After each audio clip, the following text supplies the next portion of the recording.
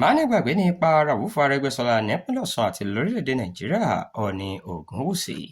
Alága fún ìgbìmọ̀ àwọn lọ́balọ́ba apá gúúsù orílẹ̀-èdè Nàìjíríà Southern Nigeria Traditional Rulers Council SNTRC àrólé Oòduà Ọlọ́fin Àdìmọ́lá àti olórí gbogbo ọmọ Odùduwà káàkiri àgbáyé Ọọ̀ni ti ìlú Ilé-Ifẹ̀ Ọba Adéyẹyẹ Ẹnìtàn Ògúnwùsì CFR Ọ̀jájá kejì ti kí gómìnà tẹ́lẹ̀ rí nípìnlẹ̀ Ọ̀ṣun àti mínísítà tẹ́lẹ̀ fọ́rọ̀ abẹ́lé lórílẹ̀‐èdè yìí ọ̀gbẹ́ni Rauf Arẹgbẹṣọla lórí ayẹyẹ ọjọ́ ìbí ọdún mọ́kàndínláàádọ́rin.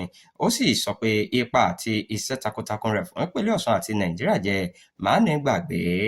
Nínú àtẹ̀jáde ìkíni kú oríire àyájọ́ ọjọ́bí tí olórí ẹ̀ka ìròyìn Ọọ̀ni Ilé-Ifẹ̀ Ọ̀túnba Moses Ọláfárẹ̀ fi síta láìpẹ́ yìí ní ọba Ògúnwùsì ti gbóṣùbà káre fún Rauf Arẹgbẹṣọla lórí àwọn iṣẹ́ àkànṣe àti ìdàgbàsókè tó gbéṣe lásìkò tó wà lọ́fíìsì ìjọba.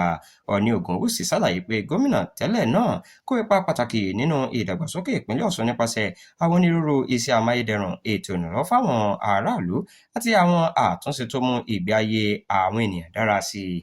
Bákan náà, Ọọ̀ni yin Rauf Arẹgbẹṣọla fún iṣẹ́ rẹ̀ tó gẹ́gẹ́ bí mínísítà fún ọ̀rọ̀ abẹ́lé ní Nàìjíríà. Ó ní ìfẹ́ àti ìta rẹ̀ fún ìdàgbàsókè orílẹ̀-èdè yìí mú kí ọ̀pọ̀lọpọ̀ ènìyàn fẹ́ràn rẹ̀ tí wọ́n sì ń bọ̀wọ̀ fún káàkiri orílẹ̀-èdè yìí.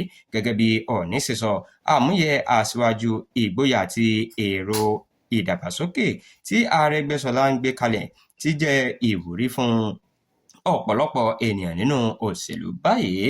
Ó ní ó wá gbàdúrà pé ìlera pípé ni yóò jẹ́ ti ọ̀gbẹ́ni ọgbọ́n àti ẹ̀mí gígùn fún gómìnà tẹ́lẹ̀ rí ọ̀hún nígbà tó ń gbàdúrà pé yóò lo ọ̀pọ̀lọpọ̀ ọdún láyé sí i nínú iṣẹ́ ìrànlọ́wọ́ fún ẹ̀dá ènìyàn.